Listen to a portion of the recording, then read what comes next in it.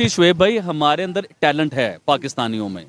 ऐसा टैलेंट है कि आप हैरान हो जाएंगे। No doubt. सर कौन सा टैलेंट है वो भी सुनिए। 2 नंबरी का टैलेंट, फेक टैलेंट। सुने सर, आबिद मैं भाई बताता हूँ, मेरी हाँ। सुनिए, आज मैं बताना चाह रहा हूँ।